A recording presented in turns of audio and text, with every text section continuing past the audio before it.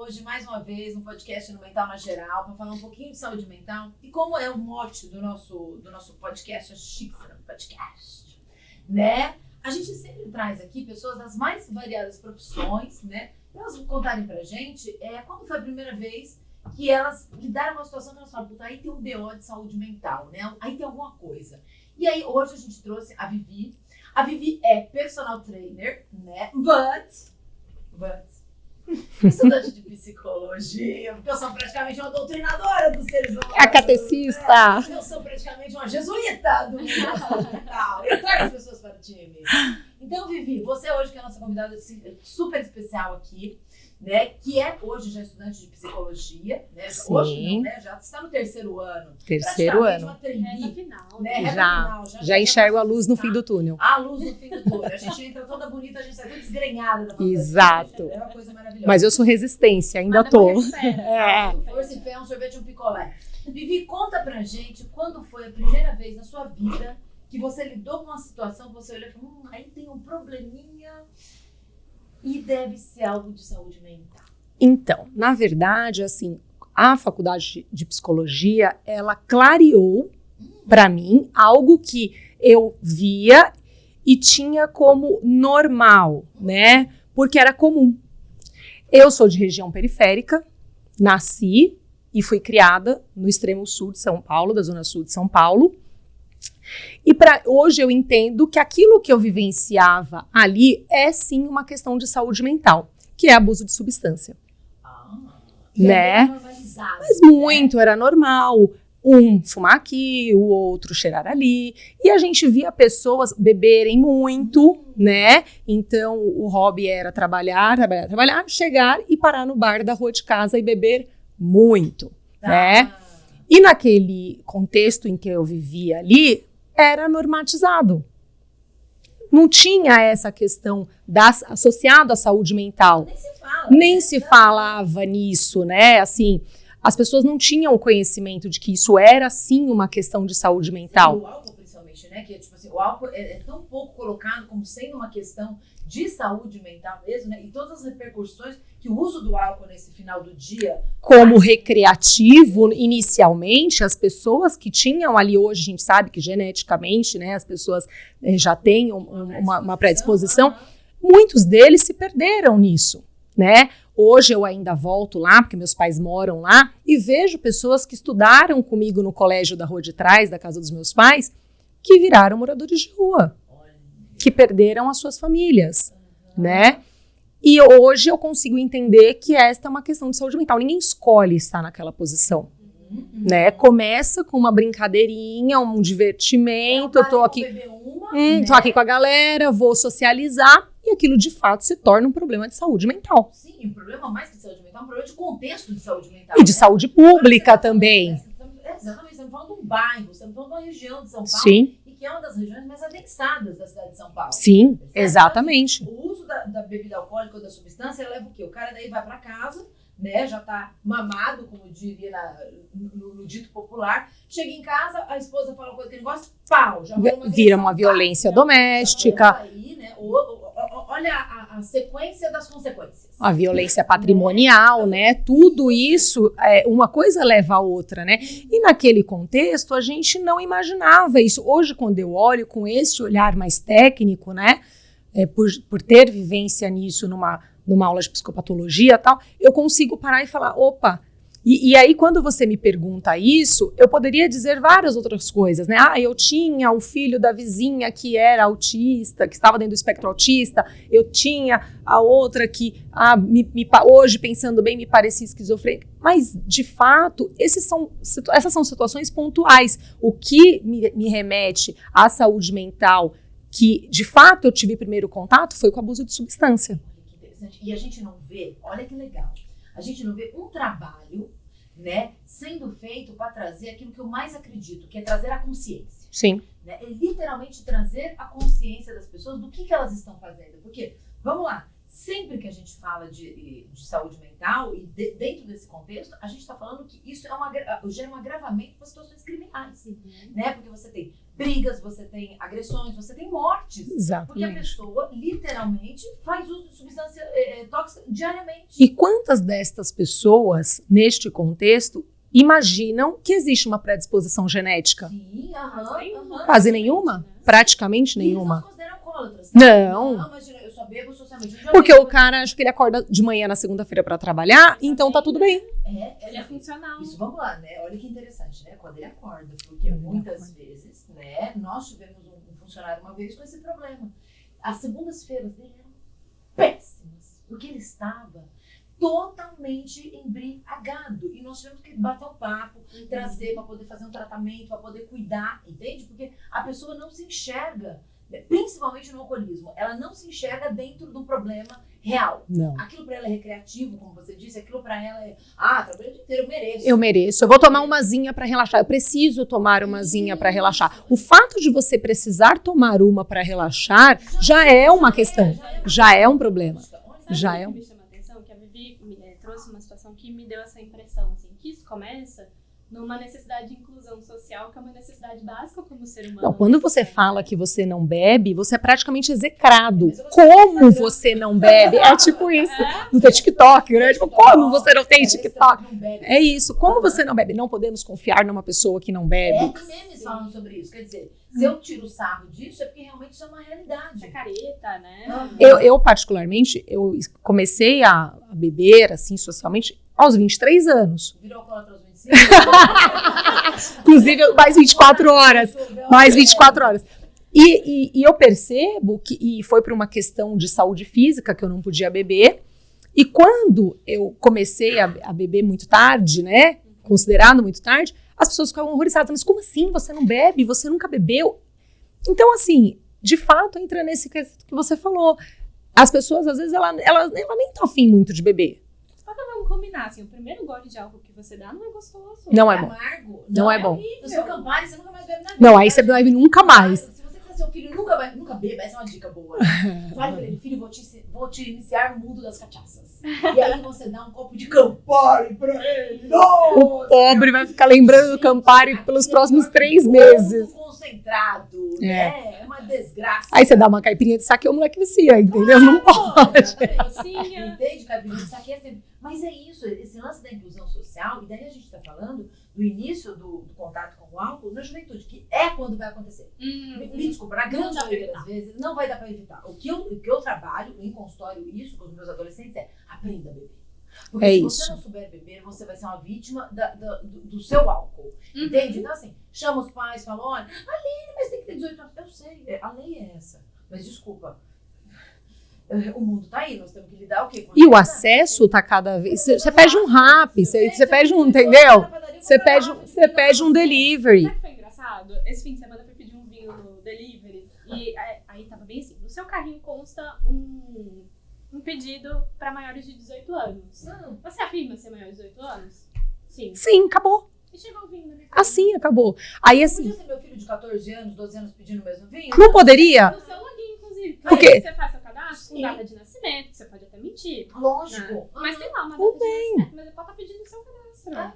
E aí você dá um cartão de crédito para uma criança dessa para ela ter uma segurança, né? Se for sair, ter alguma coisa, uma facilidade. Então, ela tem como colocar. E aí eu penso assim, nesse ponto.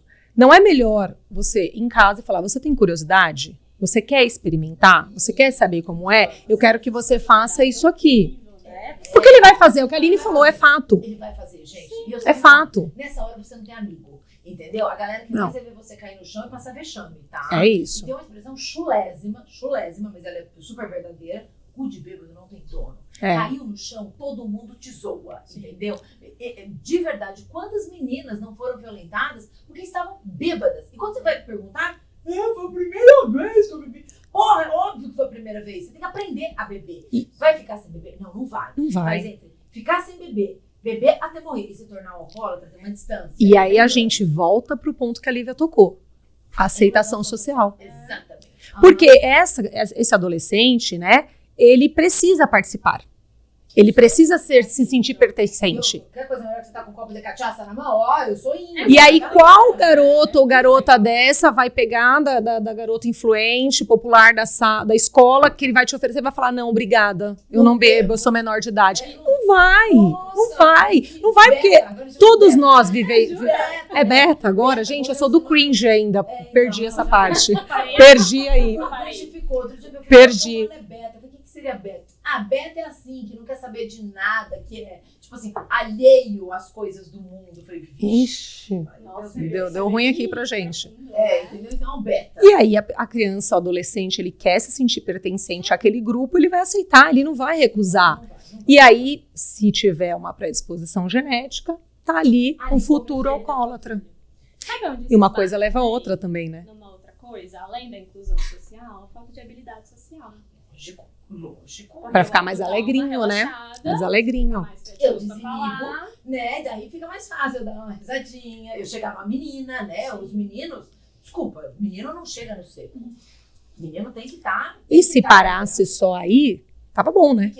Eu ia falar agora. Eu não tô rindo, quieta. Eu não tô rindo, eu tô um pouco aqui querendo ver se o que eu vou colocar, eu vou eu ia te puxar, Rô, porque acho que é legal o pessoal saber que a Rô trabalha com dependência química, Trabalhei durante 16 anos. Eu não sei se o que eu vou colocar vai sair um pouco do viés. Bom, se você sair, a gente te volta pro viés. Vai, vomita que é sempre bom. Porque quando você fala pra mim que não é uma escolha, eu não sei, eu acho que tem as duas coisas. Tem a questão para mim tem uma questão de escolha antes. Eu acredito que a pessoa nasce com uma predisposição. A gente sabe que a dependência química é uma doença. É uma questão que está no ambiente. A gente tem uma questão multifatorial, mas ela tem uma questão também que a primeira coisa ela escolhe fazer algo, escolhe pertencer. E eu acho que vem daquela primeira parte onde a primeira que a gente estava falando ali da família, né? Onde a família também tem uma base muito importante onde vai apresentar. Então aqui a família escolhe se ela vai quer, que eu acho muito importante a comunicação. A família ela vai escolher apresentar ou não essa parte aí.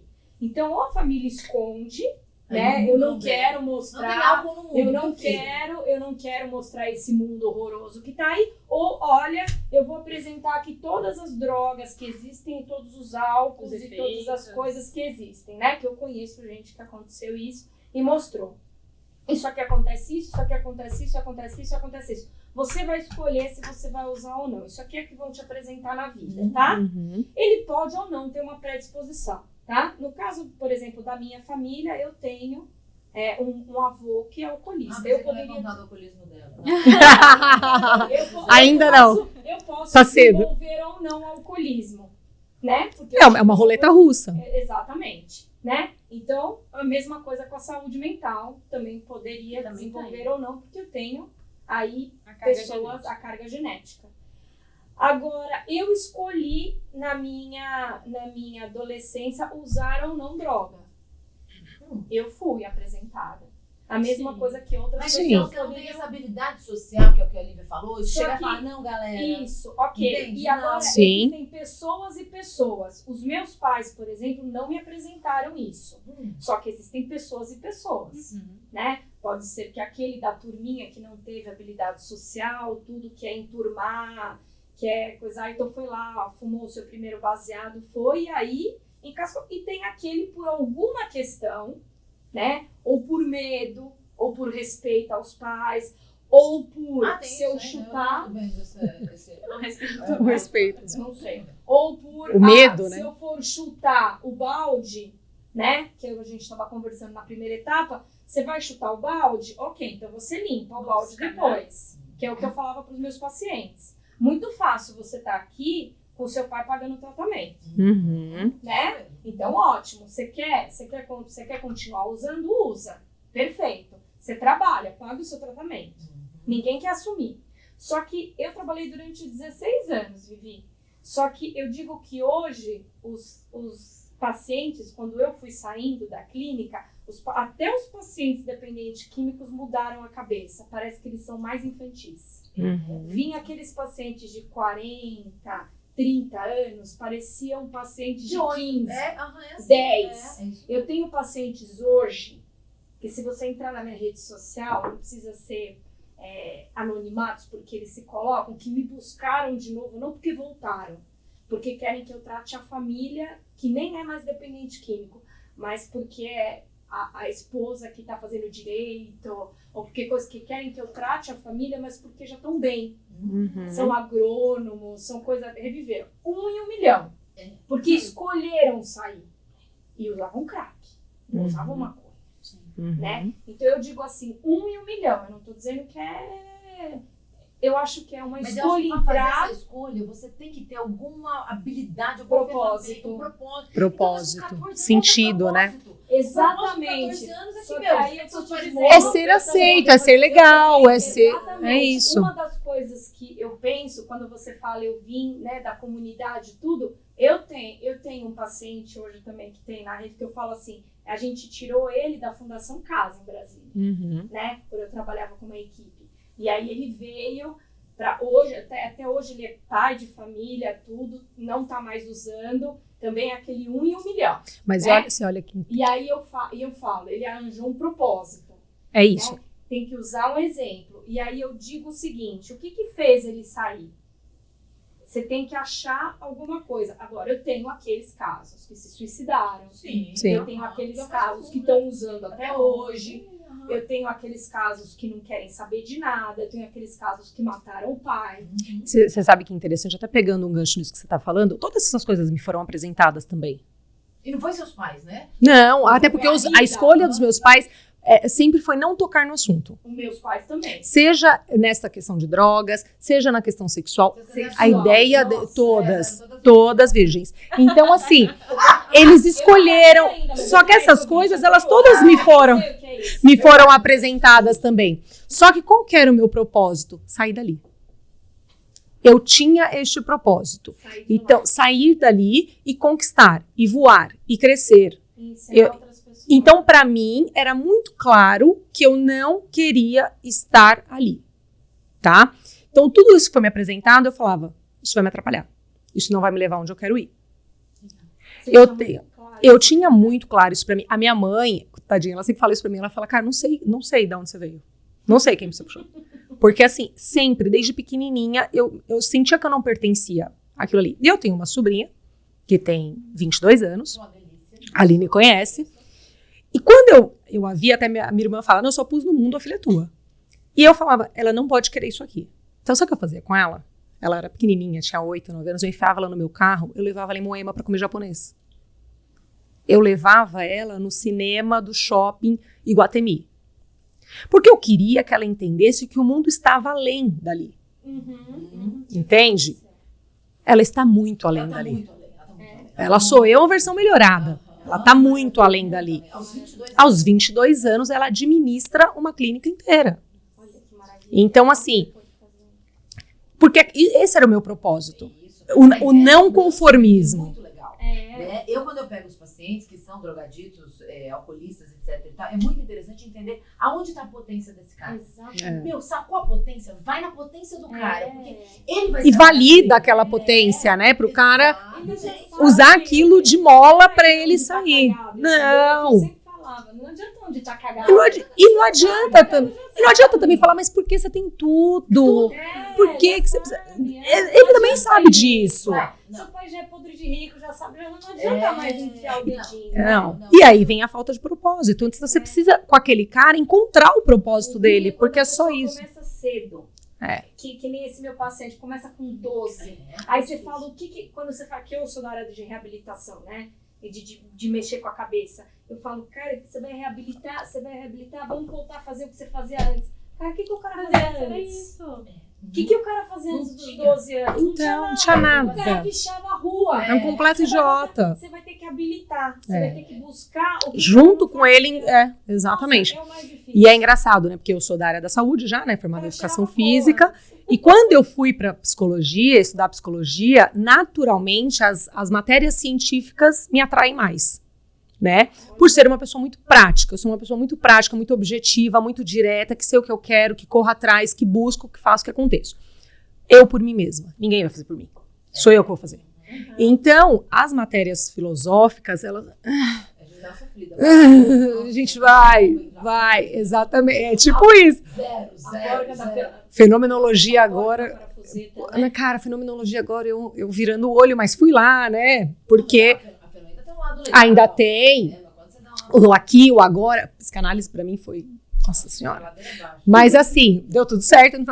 Por quê? Porque eu acho que quando você tem propósito, quando você encontra um objetivo, é muito mais simples, eu não diria fácil, de você conseguir direcionar esta pessoa, né? Seja ele financeiro, seja ele amoroso, mas você precisa encontrar profissional, você precisa encontrar ali alguma coisa, porque senão, de fato, você fica ali perdido naquele limbo, enxugando gelo. Eu falo, gente, não dá pra enxugar gelo. Não tem hora, a hora é cara, para um cacete, entendeu? Não vou enxugar gelo. Hoje vai trabalhar ou para... É tipo isso, você quer que eu te ajude ou você quer que eu te dê um ombro? Pra você chorar? Vai chorar no meu irmão, caralho. Não vem Não. pra cá pra chorar no meu.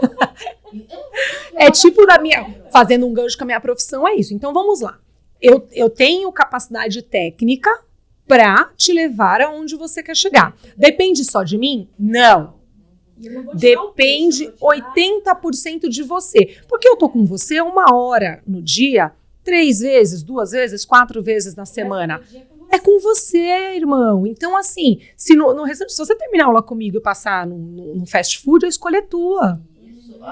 A escolha é tua. Se nas outras 23 horas do dia você inutiliza aquilo que nós fizemos, a escolha é tua. Entende? É isso. Então, assim, não sou. Onipresente só Deus, entendeu? Eu não. Sai da sessão, acho que a gente continua. Exato. Então, é assim. Vai entrar no McDonald's, você tem certeza? Você quer chegar naquele objetivo final? Vem cá, eu te dou a mão, nós vamos juntos. Só que eu preciso de você. Não posso te levar sozinho até lá. A gente fala assim, esse pedaço que você falou, posso gravar? Por quê? Não, porque eu quero ficar escutando. E não sou babá de ninguém, tá? Não sou babá de ninguém. Não fico te fiscalizando. Meu papel não é esse. O meu papel é tecnicamente te dar as ferramentas para você chegar.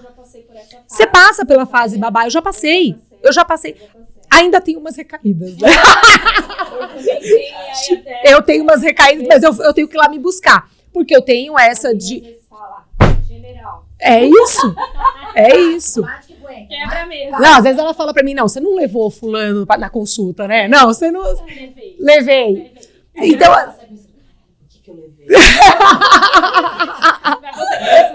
Já, tipo assim... A gente tem uns insights, a gente fala, nossa, o que será que fulano faria nessa hora? Aí incorpora, né? E falar não é libertador. Dói. Falar não dói porque a gente sempre fala assim, né? Você fala assim, é ser amado. Né? É ser amado, é ser querido. E aí quando você fala não, você começa a falar, nossa, como você mudou. Egoísta. E o egoísmo, eu ouvi uma frase esses dias que eu falei, é isso, é brilhante. O egoísmo, ele está também na escolha de fazer. Egoisticamente, eu escolho te ajudar. É isso mesmo. Mas isso não pode ser, né, de praxe. Ser egoísta saudável? É, egoísmo saudável. Eu cunho esse termo, egoísmo saudável. O egoísmo salva mais que cinto de segurança. Sim, gente. Entendeu? Porque te tira de situações que você vai inevitavelmente se ferrar. E você sabe que você vai se ferrar. Uma coisa é Você- a gente só consegue ajudar o outro se a gente tá bem. Exato. É isso. Eu não falo isso do avião. Eu falo isso pra todos os meus pacientes. Eu falo, gente, você tá no avião. Avião, né? A grande maioria das pessoas tá o quê com medo de avião, né? Eu já tive medo de avião. Olha que interessante. Você tá no avião, aquele negócio tem um cara que diz que tá pilotando, você nunca sabe se é o cabra que tá pilotando ou se tá no piloto automático, né? E aí, de repente, começa aquela merda toda a chacoalhar. E começa uma música assim, pip, pip, pip. Vai cair aquela porra. O que a comissária fala pra você? Máscaras de oxigênio cairão. Ajuste primeiro a sua, depois que a sua estiver funcionando corretamente, você vai colocar no do outro. Gente, se ali na beira da morte você tem que cuidar primeiro de você, por que a porra da vida a gente está cuidando de todo mundo e a gente deixa a gente no último plano? Sim. Entende? Fez uma coisa, máscara caindo, avião apitando, chacoalhando, tá caindo, vai morrer. Ninguém sobrevive, tudo bem? E enquanto mulheres, nós, socialmente, a gente já tá determinadas a cuidar. E ao sim. A estar disponível. Aham, A estar disponível ao sim. isso, é. Né? Então, assim, é um exercício diário, doloridíssimo, mas que dentro da minha profissão, ao longo desses 15 anos, eu precisei trabalhar, porque eu já me peguei em situações que eu estava ajudando a pessoa no supermercado, nossa, acabei com meu namorado, a gente pode ir na padaria tomar um café? Então eu saía, deixava meu marido e a minha enteada em casa e ia na padaria tomar um café com essa pessoa, porque, né, tadinha, ela precisava de mim. Não, ela não precisava de mim, ela precisava de vocês, ela não precisava de mim. Isso é acompanhante terapêutico e a hora paga e a carência. Que é o que a Aline fala. Que hora que você vai começar a cobrar por essas coisas? Carência. Porque, de fato, e ali, eu queria estar ali? Não necessariamente. Eu preferia, era uma sexta-feira à noite, eu queria estar na minha casa com meu marido, com a minha enteada, no sofá assistindo um filme. Mas a nossa necessidade de ser amado, de ser admirado, de ser querido, eu sempre dou exemplo do Big Muito. Brother, né? Por que tanta gente se candidata pro Big Brother, fazendo essas putaria que tem de reality, né? Ninguém tá ali por aquele prêmio. Não. As pessoas estão ali porque elas querem ser importantes. Olha que interessante. Elas estão ali porque elas querem, de alguma forma, influenciar alguém, ter importância, ter relevância. Nós viemos pra cá pra ter alguma relevância. Sim. Você pode ter relevância pelo bom exemplo, você pode ter relevância pelo mau exemplo. Não deixa de ser relevância, tudo bem, tudo é relevante. Mas a gente buscar isso, e no nosso dia a dia a gente tá buscando. Seu irmão chega pra você e fala assim, porra, meu carro tá sem gasolina. Meu carro tá sem gasolina por quê? Porque ou você não abasteceu, ou você tem dinheiro, né? Não, você tá sem dinheiro fulano, né? Que você já ia emprestar, né? Não, é que eu esqueci, você me empresta o seu... Oi! Oi! O cara pra Eu entendo que o meu propósito de vida é ser útil. Útil. Me faz bem. Eu me sinto bem, alguém me mandar uma mensagem e falar, Vivi, você sabe onde é que tem tal coisa? E eu... A nossa agenda black é foda. A nossa agenda black, se a gente vender, dá dinheiro. Então, vamos separar as coisas. Eu gosto de ser útil. Eu gosto.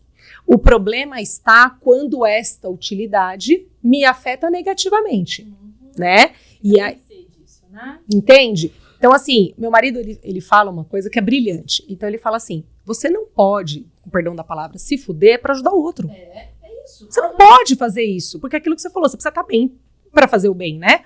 Então, você se anula, se prejudica, se machuca, para que o outro fique bem, não faz sentido. Você falou uma coisa que me fez lembrar de um paciente nosso que a gente tem em comum. Eu estava ajudando uma família e lá trocando, isso era umas 7 e pouco da noite. E eu, né, às vezes perco a hora lá ajudando, não sei o quê. Daqui a pouco eu falei, você quer que eu te ligue? Porque eu já estava cansada já com os dedos ali ajudando. A mãe, uma mãe comum nossa, virou e falou assim, Rosana, a gente pode se falar amanhã? Porque agora eu estou entrando em casa e vou jogar com meu filho detetive. Aquilo Fica com uma bomba na tua cabeça. De luva de pelica. Eu olhei pro celular, 7h30 da noite. Você eu aqui, na disposição dela. Se anulando. E ela fala pra mim que agora ela não podia falar, sendo que eu estava ajudando ela, a pedido dela. Sim. E a mesma família que a Aline virou e falou assim pra mim, 0 disposição agora. Você deve até saber agora que é, né? E que eu vou entrar em casa e vou jogar detetive com meu filho. Ao mesmo tempo, eu achei o máximo. Porque eu falei, gente, ainda existe famílias que jogam detetive com adolescente de 15 anos. Porque foi uma coisa que eu até falei, gente, tá faltando isso, essa intergeração. Mas eu olhei... Você é a enciclopédia que fica aberta o dia inteiro. Eu falei, quer saber? A próxima vez, eu vou falar pra ela. Então, essa pra mim foi a maior vitória dentro da minha profissão. Amei aquilo lá. Eu falei, ela me ensinou, eu me ensinei. É isso. No dia seguinte...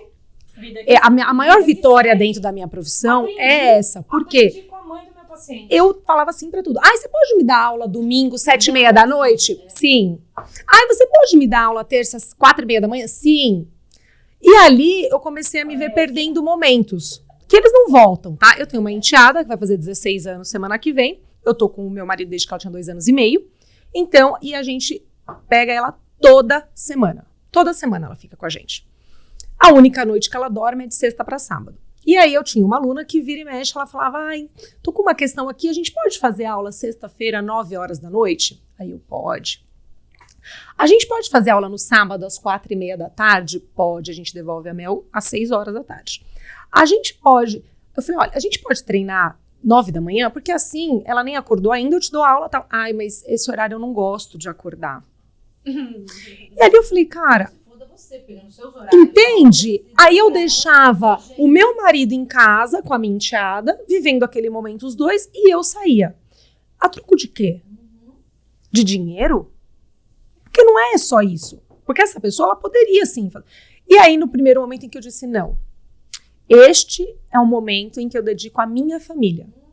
Eu tenho 12 horas que eu me dedico 100% à minha família, que é da tarde da sexta à tarde do sábado. 24 horas, né? Que seja, todas as minhas outras 24 horas da semana é de vocês. Então eu preciso priorizar. Precisa, Rô. Sabe por quê? Porque assim, você não perde dinheiro só. Você perde momentos, você perde vivências que não tem de novo. Você perdeu aquilo ali. Então, para mim, a maior... você é bem-sucedida hoje? Sim. Né? Você é bem-sucedida financeiramente na sua profissão? Há muito tempo. Mas o meu maior sucesso profissional é dizer não. Meu maior sucesso profissional é não tornar a minha profissão o centro da minha vida. Ela faz parte da minha vida, mas ela não é o centro da minha vida.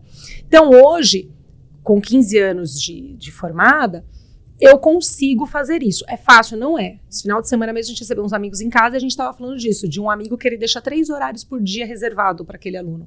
E aí ele avisa se ele pode ir ou não. Mas o aluno paga os 3 horários? Obrigada. Porque é isso? É sobre isso. É isso. Qual que é a sua prioridade? Né? Qual que é a sua prioridade? Então, quando a faculdade de psicologia, ela foi brilhante para mim. Porque ela me clareou coisas que eu já tinha um pouco dessa percepção, mas eu não entendia ainda o que era. E hoje eu consigo entender muitas coisas de se priorizar, né? De dar valor ao que realmente importa. A gente ensina o nosso paciente a se priorizar também. É isso. Né? Eu falo que nós somos encurtadores de jornada. É isso, facilitadores. A gente ensinar coisa para os pacientes e não fazer com a gente é meio...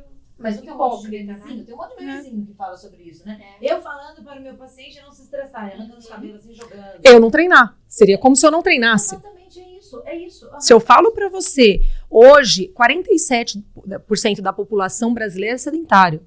É muita gente. Seria como se nessa sala metade de nós não fizéssemos absolutamente nada. Eu tô caminhando. Mentira, isso não é treino. Você tá treinando? Atividade física é diferente de exercício físico, né? Ainda não precisa. A gente precisa levantar essa questão. Atividade física é diferente de exercício físico. Isso é um tipo de atividade. O exercício ele é direcionado, ele tem um objetivo. Então, metade da população brasileira não faz exercício físico, tá? Esse número aumenta para 84% se a gente for pensar nos jovens. 84% dos jovens não fazem absolutamente nada. E aí mexe com o quê? Autoestima, autoimagem. Gordo, gente. Vai me dizer que o menino quer sair gordinho. Ele não quer sair gordinho. Ele não quer. Não quer. Ele não quer ser o gordinho da sala. Não quer. E a menina também não quer. Ele não quer ser o último escolhido dos esportes. É isso. E aí, nisso, onde que o paciente, qual que é o próximo passo desse jovem? Passar com vocês. Ou ir pra droga. E daí na droga ele dissipa e volta lá no... Então, assim... A gente precisa entender que nada é por acaso. Uma coisa ela tá ligada na outra, né? Então, quando eu falo que eu sou a catequista lá na minha sala da atividade física, é por isso. Você não está feliz nesse ponto que você está. Mas você não faz nada para chegar no ponto onde você quer chegar. Então fica difícil, né? Como fala? Ações iguais não geram resultados diferentes. Chega a ser matemático. Então, qual que é meu discurso? Você quer, daqui a 20 anos... cair uma caneta no chão e você ser incapaz de buscar, de pegar? É isso que você quer para o seu futuro? Você quer você não conseguir se limpar, você precisa de alguém para se limpar, porque o seu braço não tem mobilidade articular para chegar onde você precisa para se limpar? Eu não quero isso para mim. Eu não quero. Isso para mim é muito claro. Muito distante, né? Mas não é. É tão presente. Ainda mais que o público idoso está aumentando. Sim, eu dou aula para os meus pais, né?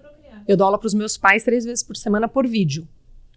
E aí o meu pai, por 3 vezes ele caiu. Uma vez porque ele foi arrumar a caixa d'água da vizinha, ele caiu da laje. da vizinha. Se segurou com uma mão.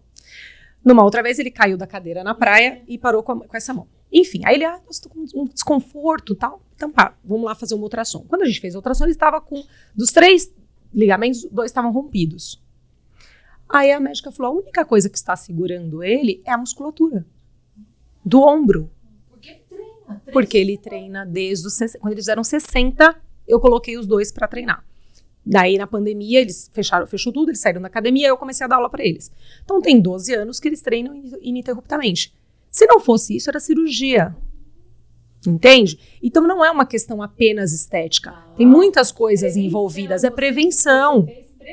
É prevenção. Então, assim, é óbvio que eu tenho alguns alunos que buscam a estética, boa parte deles. Mas o meu trabalho com eles é fazê-los entender que a estética ela é consequência.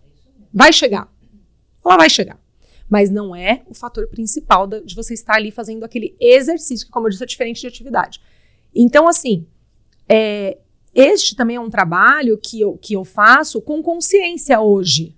Porque lá atrás, novinha e tal, eu só queria deixar todo mundo sarado, né?